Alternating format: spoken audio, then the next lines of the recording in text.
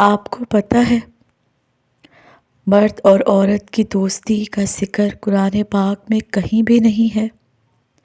اگر آپ کے لیے نامحرم سے تعلقات کو چھوڑنا مشکل ہو رہا ہے تو یاد رکھیں کہ آپ کو اللہ نے کس مقصد کے لیے بھیجا ہے اور آپ کن کاموں میں پڑے ہوئے ہیں۔ آپ کو اللہ نے عقل دی ہے، ایک مخصوص شکل کی ساری نعمتیں دی ہیں، تو آپ کیا اس رب کو یہ صلہ دیں گے اس کے احسان کا؟ آپ کو اتنا ڈر ہے اس سے تعلق توڑنے کا، اور اس کے برعکس دوسری جانب آپ کو پرواہ ہی نہیں کہ آپ کا اللہ سے تعلق کتنے عرصوں سے ٹوٹا پڑا ہے، اور آپ اس کو جوڑنے کی بجائے اپنے تمام تر توانائیاں ایک ایسے خاک کے پتلے پر ضائع کر رہے ہو کہ اس نے بھی فنا ہونا ہے ایک دن، اور اگر توبہ نہ کی تو جہنم میں جانا ہے، اور آپ بھی اسی منزل مقصد پر پہنچیں گے۔ کیا آپ یہ چاہتے ہیں؟ سنیں، اگر آپ نامحرم سے تعلقات میں تھے لیکن جب آپ کو خیال آیا کہ یہ غلط ہے اور پھر آپ نے توبہ کی اور پکی توبہ کی، یعنی آپ کو ندامت تھی، آپ اب مکمل کوشش کر رہے ہیں کہ اس سے بچنے کی، کہ اب آپ مکمل چھوڑ چکے ہیں، تو آپ یقین رکھیں کہ اللہ پاک معاف کرنے والا ہے، وہ انشاءاللہ آپ کو معاف کرے گا۔ اب آپ کو چاہیے کہ اس کو لے کر مایوس نہ ہوں کبھی۔ اگر آپ نے سچی توبہ کر لی ہے نا، تو بس پھر وسوسوں کے جال میں نہ پھنسیں کہ پتہ نہیں اللہ سنے گا یا نہیں۔ اللہ سنتا ہے۔ ایک ایسا خاک کا پتلا جس کے لیے آپ سب قربان کر رہے تھے اپنا، وہ تو آپ کا ہے ہی نہیں۔ وہ اپنے ساتھ مخلص نہیں، اللہ کے ساتھ مخلص نہیں، تو آپ کے ساتھ کیسے ہوگا بھلا؟ یہ آپ کی خام خیالی ہے۔ اس سے باہر آئیں۔ نہ وہ خود کو جہنم سے بچا رہا ہے اور نہ آپ کو جنت کی دعوت دے رہا ہے۔ آ جائیں، باہر آ جائیں، ان خوبصورت دھوکوں سے باہر آ جائیں، اس سے قبل کہ دیر ہو جائے، زندگی کی شام ہو جائے کب پتہ، اور آپ ہاتھ ملتے رہ جائیں۔ مگر یاد رکھیں، اب پچھتائے کیا ہوت جب چڑیا چگ گئی کھیت، یہ آپ کو محاورہ یاد ہوگا شاید۔ نہیں یاد تو یاد کیجئے، کبھی پڑھا ہوگا یا سنا ہوگا۔ پتہ ہے کوئی بھی بوائے فرینڈ گرل فرینڈ نہیں ہوتا۔ اسلام نے جو پسند ہے، نکاح کا پیغام بھیجیں اس کو اور نکاح کریں۔ کوئی گنجائش نہیں کہ آپ حرام تعلقات میں خود کو ڈالے رکھیں۔ قرآن پاک میں مرد اور عورت کی دوستی کا ذکر کہیں بھی نہیں ہے۔ اس متعلق اللہ پاک نے فرمایا، اور جو تمہیں پسند ہو اس کے ساتھ نکاح کرو۔ اسلام جو کہ ہمیں جینے کا طریقہ بتاتا ہے، اللہ نے جسے حرام کہا ہے وہ حرام ہے، اور جسے حلال کہا ہے نا وہ حلال ہے۔ تو ہم کون ہوتے ہیں حلال کو حرام اور حرام کو حلال کہنے والے؟ کون ہوتے ہیں بھلا؟ اس بات کو جواز مت بنائیں کہ اگر کوئی کرتا ہے کسی غیر مرد سے بات تو کیا آپ بھی وہی کریں گے جو دوسرے کرتے ہیں؟ کیا دوسرے جہنم میں جائیں گے تو کیا آپ بھی ان کے ساتھ جہنم میں جانا چاہیں گے؟ کبھی بھی نہیں۔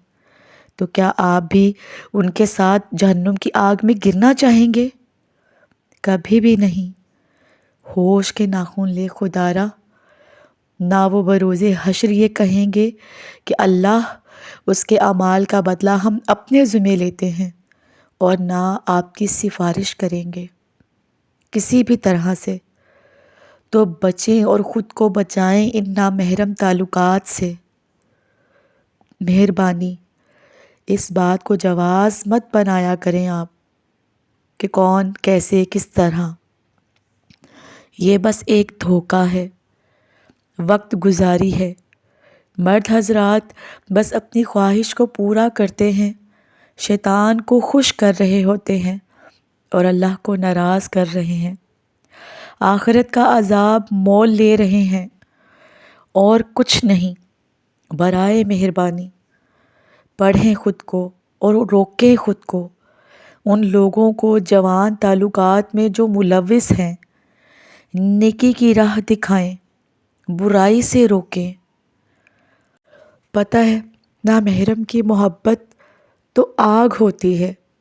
نامحرم کبھی دوست نہیں ہوتا، وہ قبر کا سانپ ہوتا ہے یا جہنم کا انگارہ. نکاح سے پہلے محبت چاہے زمزم سے دھلی ہو یا قرآن کی آیت سے دم کی گئی ہو، گمراہ ہے، صرف دھوکہ ہے، فریب ہے، بے حیا ہے، حرام ہے اور سب سے بڑھ کر بے سکونی ہے.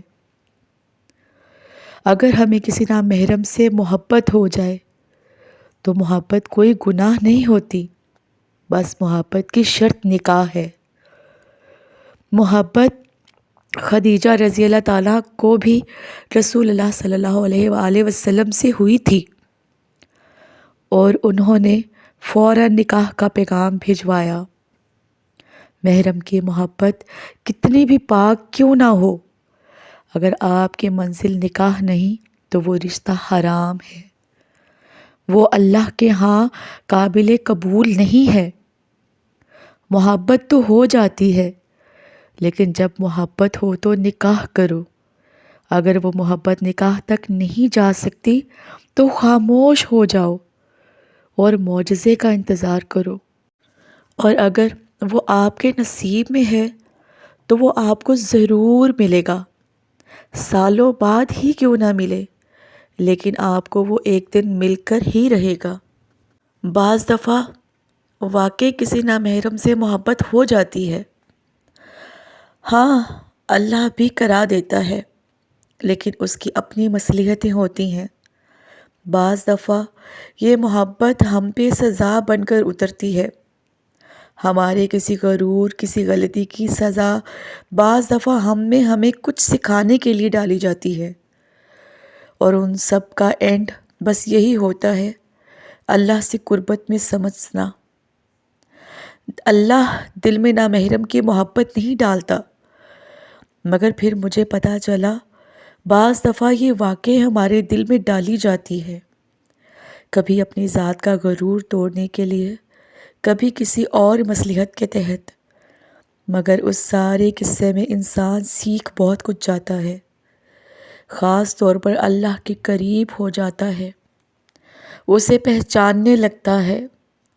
ہاں یہ سچ ہے، بعض دفعہ محبت ہمارے کسی گناہ کی سزا بھی ہوتی ہے، لیکن سنیں، محبت جرم نہیں ہے. لیکن ہو جائے اگر محبت تو احتیاط کریں، لبوں کو سی لیں، اظہار مت کریں.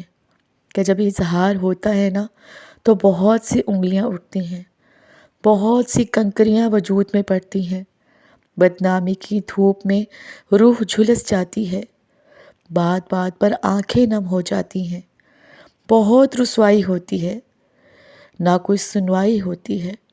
خدا ہے نا، اس سے مانگ لینا آپ، مگر سامنے کسی اور کے نام نہ لینا. آپ کے حق میں اچھا ہوا تو ضرور ملے گا. آپ کی ہر دعا کو بہترین صلہ دینے والا اللہ ہے، وہ ہم سے بہت پیار کرتا ہے اور بے حد پیار کرتا ہے. نہ ہم نے یہ بات کبھی سمجھی ہے اور کبھی اور نہ سمجھنے کی کوشش کی ہے، پتہ نہیں کیوں.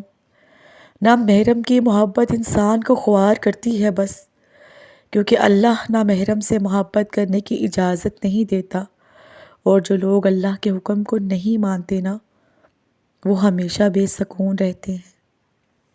اور کسی نامحرم کی محبت میں گمراہ ہو کر اللہ سے شکوہ مت کریں. جس رشتے کی اسلام میں گنجائش ہی نہیں ہے، اس میں برکت کیسے ہو سکتی ہے؟ بس یہ یاد رکھیں، محبت کرنا گناہ یا جرم نہیں، لیکن نامحرم سے محبت اور ناجائز تعلقات کبھی سکون نہیں دیتے۔